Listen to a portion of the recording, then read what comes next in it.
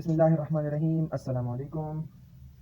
हमने electron transport chain last video में पढ़ा था, तो मैंने आपको एक पॉइंट बताई थी कि ये जो एनएडीएच होता है जो ग्लाइकोलिसिस में प्रोड्यूस होता है, तो ये कैसे इंटर होता है माइटोकॉन्ड्रिया में। क्योंकि एनएडीएच तो कैश होता है इलेक्ट्रॉन ट्रांसपोर्ट चेन में और वो माइटोकॉन्ड्रिया में होता है। तो टीसीएस साइकिल इसके अलावा जो पीडीएस कम्प्लेक्स था उसमें जो एनएडीएच या एफएडीएच प्रोड्यूस होता था, तो वो तो डायरेक्टली इलेक्ट्रॉन ट्रांसपोर्ट चेन में इन्वॉल्व हो जाते थे। लेकिन जो हमारे पास ग्लाइकोलिसिस में प्रोड्यूस होता था एनएडीएच, तो वो कैसे माइटोकॉन्ड्रिया में एंटर करता है, तो इसके लिए शटल पाथवेज होते हैं। शटल मैंने आपको ये बताया था कि इसका मतलब ये होता है कि इसमें कोई मॉलिक्यूल किसी मेम्ब्रेन को क्रॉस करता है, ठीक है। अगर वो मॉलिक्यूल परमिएबल ना हो, ठीक है, मतलब उसकी परमिबिलिटी अगर ना हो, तो उसको पास करने के लिए शटल पाथवेज यूज होते हैं। तो एनएडीएच भी यहाँ पर क्या है, इम्परमिएबल है माइटोकॉन्ड्रियल मैट्रिक्स में जाने के लिए, ठीक है। माइटोकॉन्ड्रियल जो मेम्ब्रेन होता है, इनर मेम्ब्रेन खासकर, वो इम्परमिएबल होता है एनएडीएच के लिए। तो ये एनएडीएच हमें प्रोड्यूस हो गया ग्लाइकोलिसिस में, और डाईहाइड्रोक्सी एसीटोन फॉस्फेट ये हमारे पास साइटोप्लाज्म में प्रेजेंट होता है, ठीक है। तो ये एक एंजाइम के through glycerol 3 phosphate dehydrogenase, glycerol 3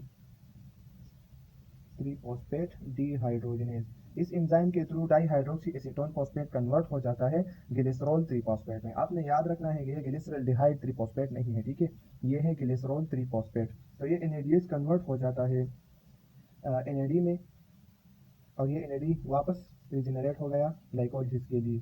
तो ये एनएडीएच जो है ये अपना जो हाइड्रोजन आयन होता है, ठीक है, वो ट्रांसफर कर देता है डाईहाइड्रोक्सी एसीटोन फॉस्फेट में, और ये ग्लिसरॉल 3 फॉस्फेट में कन्वर्ट हो जाता है। और ये परमिएबल है माइटोकॉन्ड्रियल मेम्ब्रेन के लिए, ठीक है। इनर मेम्ब्रेन जो होता है उसके लिए परमिएबल है। तो ये इंटर हो जाता है directly into the mitochondrial matrix.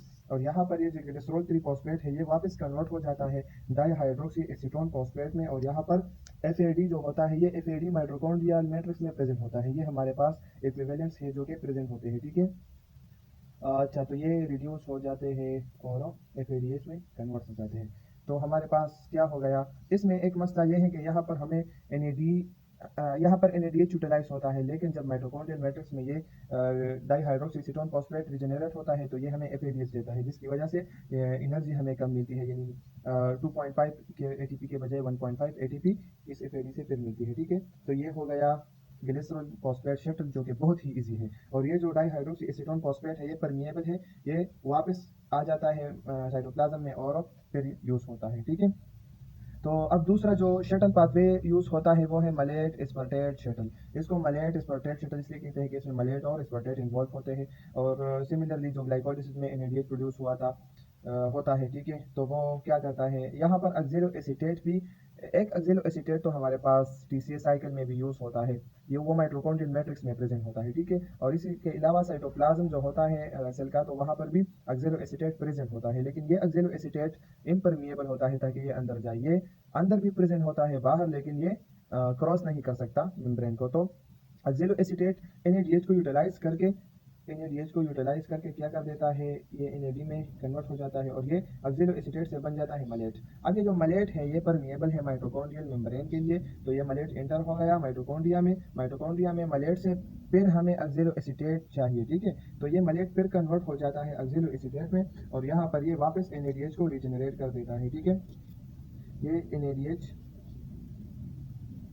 फिर एनएडी को यूटिलाइज करके एनएडीएच को प्रोड्यूस कर देता है। तो हमारे पास जो साइटोप्लाज्म में ये एनएडीएच था, ये अब है हमारे पास माइटोकॉन्ड्रिया में, तो हमारा काम हो गया। लेकिन इस मलेट को अब बाहर ले जाना है ताकि फिर से ऑक्जेलो एसीटेट ये बना सके। तो मलेट से ऑक्जेलो एसीटेट बन गया, ऑक्जेलो एसीटेट से अब स्पर्टेट बनेगा, और ये हमें पता है कि ये जो स्पर्टेट है इसके साथ एमाइनो ग्रुप होता है, और वो एमाइनो ग्रुप किससे आता है, वो आता है ग्लूटामेट से, ठीक है। तो ग्लूटामेट की ट्रांसअमाइनेशन होती है, और वो क्या कर देता है, अपना जो एमाइन ग्रुप होता है वो ऑक्जेलो एसीटेट को दे देता है NH3। तो ये ऑक्जेलो एसीटेट एस्पार्टेट बन जाता है, और इससे फिर ये इस एमाइनो एसिड से फिर कीटो एसिड बन जाता है, ये अल्फा कीटो ग्लूटारेट। आप ये बात याद रखें कि ये अल्फा कीटोग्लूटारेट और ये ग्लूटामेट माइटोकॉन्ड्रियल मैट्रिक्स में ही प्रेजेंट होते हैं। ये मैंने लिखा बाहर है, लेकिन ये अंदर प्रेजेंट होते हैं, ठीक है। अब जो स्पर्टेट बन गया, स्पर्टेट हमारे पास अब है हाँ, एक अमाइनो एसिड है और ये बाहर आ जाता है, ये परमिएबल है, ठीक है, मेम्ब्रेन के लिए, तो ये बाहर आ जाता है एस्पार्टेट। अब एस्पार्टेट से फिर ऑक्जेलो एसीटेट अगर हम बनाना चाहते हैं तो हमें पता है कि ऑक्जेलो एस्पार्टेट के साथ क्या है, NH3 ग्रुप है, यानी इमाइन ग्रुप है, ठीक है। ये इमाइन ग्रुप को फिर से लॉस करेगा तो क्या बनेगा, इससे ऑक्जेलो एसीटेट बनेगा। तो ये अल्फा कीटोग्लूटारेट और ये ग्लूटामेट ये साइटोप्लाज्म में प्रेजेंट होते हैं, ठीक है। ये अल्फा कीटोग्लूटारेट और ग्लूटामेट साइटोप्लाज्म में प्रेजेंट होते हैं, यह बात आपने याद रखनी है, ठीक है।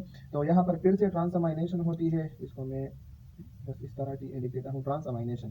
तो जो अमाइन ग्रुप होता है NH3 वो चला जाता है अल्फा कीटोग्लूटारेट में और वो बन जाता है फिर से ग्लूटामेट, ठीक है। ये ग्लूटामेट बन गया, ये रिजेनरेट हो गया और ये जो एस्पार्टेट था ये एक्सिलो एसीटेट में कन्वर्ट हो गया और ये एक्सिलो एसीटेट फिर से अवेलेबल है किस चीज़ के लिए, NADH के लिए। तो इसी तरह ये साइकिल जारी रहता है और इसके थ्रू NADH जाता है माइटोकॉन्ड्रियल मैट्रिक्स में और वहाँ पर इलेक्ट्रॉन ट्रांसपोर्ट चेन में कैश होता है। तो ये दोनों पाथवेज थे, एक था ग्लिसरॉल फॉस्फेट शटल और दूसरा था मलेट एस्पार्टेट शटल। तो ये यूज़ होते हैं किस चीज़ के लिए, मैं एक बार फिर आपको बता देता हूँ कि NADH जो ग्लाइकोलिसिस में प्रोड्यूस होता है उसको माइटोकॉन्ड्रिया में एंटर करने के लिए ये पाथवेज यूज होते हैं। तो इलेक्ट्रॉन ट्रांसपोर्ट चेन के बाद ये आपने लाजमी देखनी है, ठीक है। बुक में अगर आप देखेंगे तो बहुत ही सिंपल वर्ड्स में लिखा है, मैंने आपको डायग्रामेटिकली समझा दिया। और इंशाल्लाह अब तक हमारा कार्बोहाइड्रेट मेटाबॉलिज्म कंप्लीट हो गया, इसके बाद हम लिपिड मेटाबॉलिज्म और इसके बाद अमीनो एसिड, फिर न्यूक्लियोटाइड मेटाबॉलिज्म और बाकी जो कोर्स रहता है वो हम इंशाल्लाह जल्दी कवर कर लेंगे। थैंक यू सो मच और दुआ में याद रखिए।